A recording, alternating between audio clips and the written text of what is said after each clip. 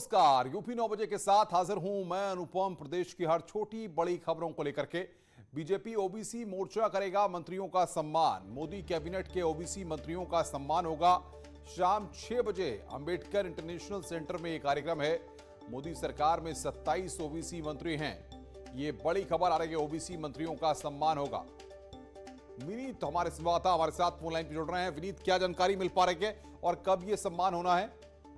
जी अनुपम, निश्चित तौर पर मैं आपको बताना चाहूंगा कि आज शाम Ambedkar stadium Ambedkar international centre में मोदी कैबिनेट के जो ओबीसी मंत्री हैं उनका सम्मान होगा। मैं आपको बताना चाहूंगा कि मोदी कैबिनेट में इस बार जो एक्सपेंशन हुआ उसमें साफ तौर पर ख्याल रखा गया कि समाज के सभी वर्ग को प्रतिनिधित्व मिलना चाहिए। और जब पार्लियामेंट में प्रधानमंत्री नरेंद्र मोदी अपने मंत्रियों को मिलवा रहे थे, नए मंत्रियों को इंट्रोड्यूस करवा रहे थे, उस वक्त भी उन्होंने ये बात कही थी कि समाज के सभी वर्ग को प्रतिनिधित्व दिया गया। मैं आपको बताना चाहूंगा कि इस वक्त 27 ओबीसी समाज के मंत्री हैं, जिसमें 5 कैबिनेट मंत्री हैं। इसके साथ ही साथ 15 राज्यों के मंत्रियों को प्रतिनिधित्व दिया गया है। और ये जो 15 राज्य के जो मंत्री हैं वो 20 समुदाय से आते हैं। तो साफ तौर पर सभी के प्रतिनिधित्व का ख्याल रखा गया है। मैं आपको बताना चाहूंगा कि ओबीसी मोर्चा की ओर से यह कार्यक्रम किया जा रहा है, जिसमें बीजेपी के राष्ट्रीय अध्यक्ष जेपी नड्डा भी रहेंगे। इसके साथ ही साथ मैं आपको बताना चाहूंगा कि इससे पहले भी विभिन्न समुदाय के, जैसे एसटी एसटी समुदाय के जो लोग थे उनका बीजेपी में के जो एसटी एसटी में मोर्चा के लोग थे उन्होंने सम्मानित किया था। इसके साथ ही साथ जो महिला मंत्री बने थे उनका भी बीजेपी महिला मोर्चा की ओर से सम्मान किया गया था। और इसी कड़ी में आज ओबीसी में जो मोर्चा है वो ओबीसी मंत्रियों का सम्मान करेगा। जी बहुत बहुत शुक्रिया विनीत, आप नजर बना के रखिए, आगे भी हम आपसे अपडेट लेते रहेंगे।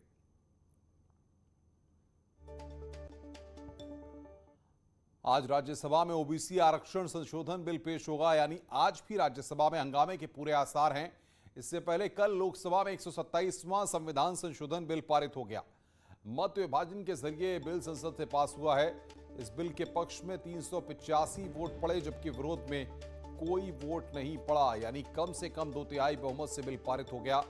इससे पहले बिल पर विस्तार से चर्चा की गई। चर्चा के दौरान सरकार की तरफ से बताया गया है कि इस बिल के आने के बाद राज्य सरकारें ओबीसी लिस्ट तैयार करने का उनको अधिकार मिल जाएगा और मराठा आरक्षण जैसे मसलों पर राज्य सरकारें फैसला लेने के लिए स्वतंत्र होंगी।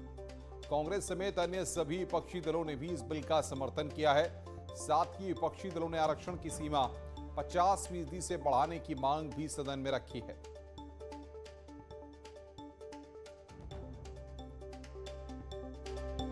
तो 2 तस्वीरें इस वक्त आपकी स्क्रीन पर। आज हंगामे के आसार हैं। राज्यसभा में आज यह बिल पेश होगा, कल लोकसभा में यह बिल पास हो गया। अब आज यहां पर राज्यसभा का मौका है। राज्यसभा में आज यह बिल पेश होगा।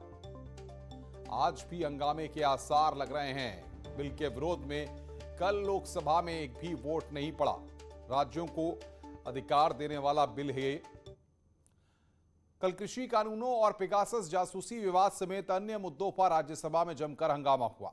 हंगामे के चलते आज राज्यसभा की बैठक बार बार बाधित होने के बाद शाम 4 बजे दिन भर के लिए स्थगित कर दी गई थी। सूत्रों के मुताबिक विपक्ष के सांसदों ने चेयर की ओर रूल बुक भी फेंकी। यही नहीं, कांग्रेस सांसद प्रताप बाजवा तो चेयरमैन की टेबल पर चढ़ गए।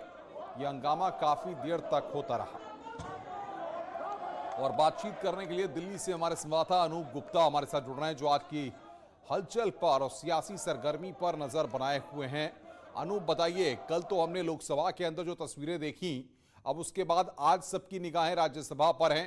क्या तैयारी है? बिल्कुल, देखिए, आज का दिन ओबीसी बिल को लेकर काफी महत्वपूर्ण कहा जा सकता है। राज्यसभा में ये बिल आज पेश किया जाएगा और आज चर्चा करके सरकार की कोशिश होगी कि इस बिल को आज पास कराया जाए। देखिए, सबसे बड़ी बात है कि ओबीसी बिल को लेकर जो है पूरा विपक्ष जो है इस बिल के समर्थन में है। तो ऐसे में सरकार को बहुत ज्यादा दिक्कतों का सामना नहीं करना पड़ेगा, क्योंकि जिस तरह से लोकसभा में विपक्ष की तरफ कोई वोट नहीं पड़ा है, सर्वसम्मति से एक तरह से कह सकते हैं कि पास हुआ। जाहिर सी बात है आज राज्यसभा में भी ये बिल सर्वसम्मति से ही पास कर लिया जाएगा और ये बड़ा मुद्दा है। राज्य सरकारों को ज्यादा से ज्यादा अधिकार मिलेगा। दूसरी बात आपको बता दूं कि आज संभावना है कि मानसून सत्र जो है वो अनिश्चित काल के लिए इस बिल के पास होने के बाद स्थगित कर दिया जाए। यानी कि सरकार के एजेंडे में जितने बिल थे वो लगभग पूरा हो रहा है और ओबीसी बिल पास कराना सरकार के लिए प्रायोरिटी में थी और आज पास होते ही ये जो सत्र चल रहा है वो स्थगित कर दिया जाएगा।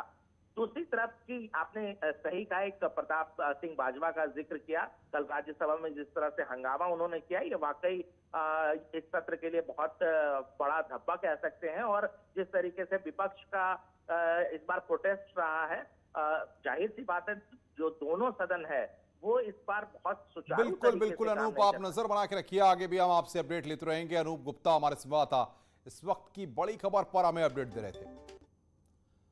नोएडा में पत्नी को गोली मारी गई है। गंभीर हालत के बाद महिला दिल्ली रेफर की गई। सेक्टर 22 में पति ने पत्नी को गोली मारी है। फरार आरोपी पति की तलाश जारी है। कई एंगल से जांच कर रही है पुलिस। यहां पर यह बड़ी खबर।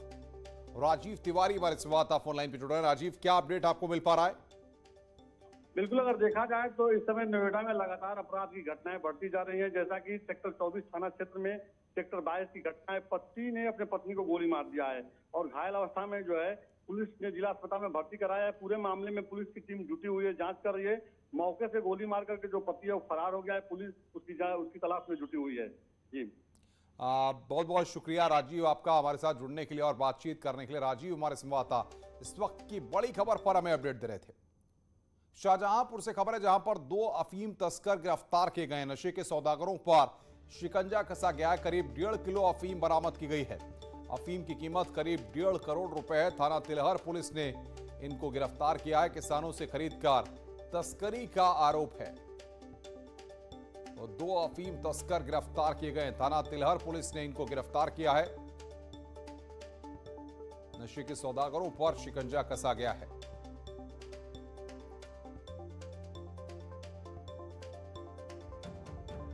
शाहजहांपुर से इस वक्त की बड़ी खबर। 2 अफीम तस्कर गिरफ्तार किए गए। थाना तिलहर पुलिस ने इनको गिरफ्तार किया है। किसानों से खरीदकर तस्करी का इन पर आरोप है।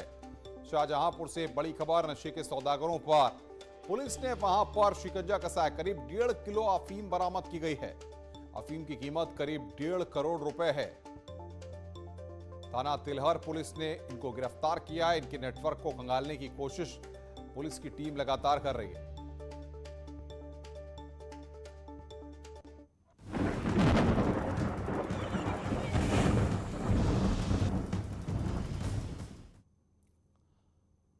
उत्तर प्रदेश में बाढ़ से हाहाकार की स्थिति है। करीब 20 जिले बाढ़ की चपेट में हैं।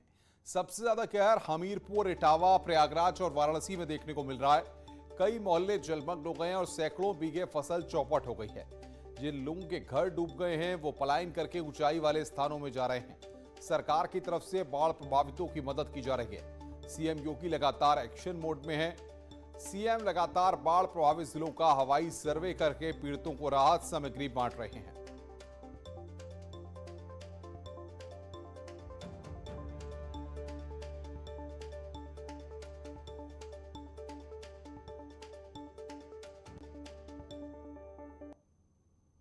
तो ये 3 तस्वीरें इस वक्त हम आपको दिखा रहे हैं आपकी स्क्रीन पर। प्रयागराज, मिर्जापुर, हमीरपुर की ये 3 तस्वीरें, जहां बाढ़ की वजह से कई इलाके जलमग्न हो गए हैं, जिससे लोगों को परेशानी का सामना करना पड़ रहा है। बाढ़ में फंसे लोगों का एनडीआरएफ की टीम लगातार रेस्क्यू कर रही है। वहीं दूसरी तस्वीर मिर्जापुर की है, जहां गंगा लगातार बढ़ रहे जलस्तर से कई गाँव में बाढ़ के हालात बने हुए हैं।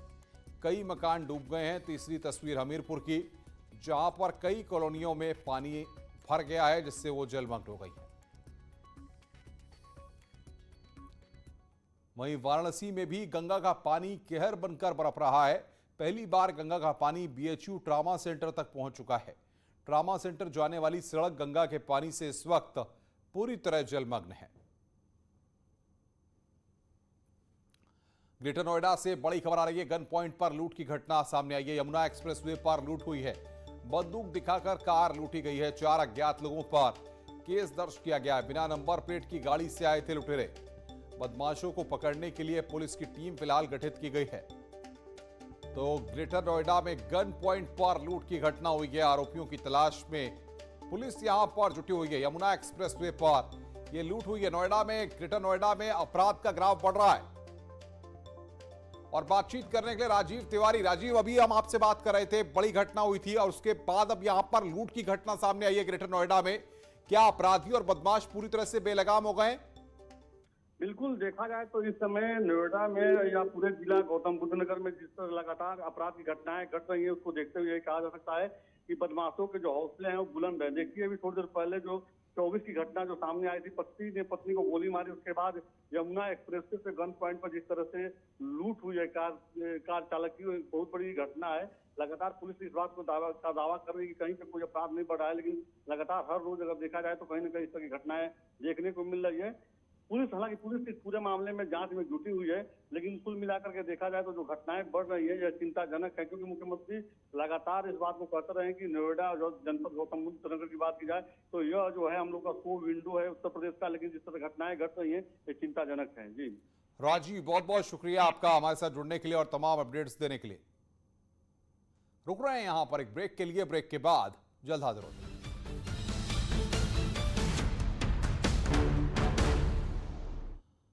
अगर आपका नजरिया सकारात्मक हो तो जिंदगी में सफल होने से आपको कोई नहीं रोक सकता।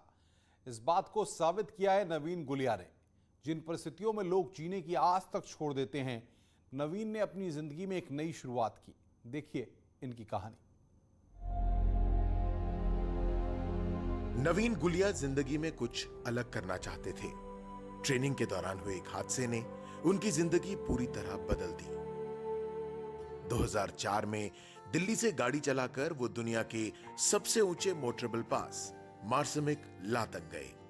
मुझे बहुत जल्दी ये बात समझ में आ गई थी कि कुछ मुश्किल करने से, कुछ कठिन करने से, जीवन में कुछ चुनौतियों का सामना करने से तभी जीवन का सार बनता है। नवीन गुलिया की कहानी लोगों के लिए एक मिसाल है।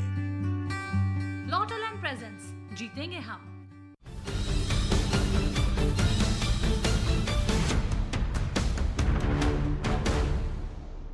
किया हवाई सर्वेक्षण,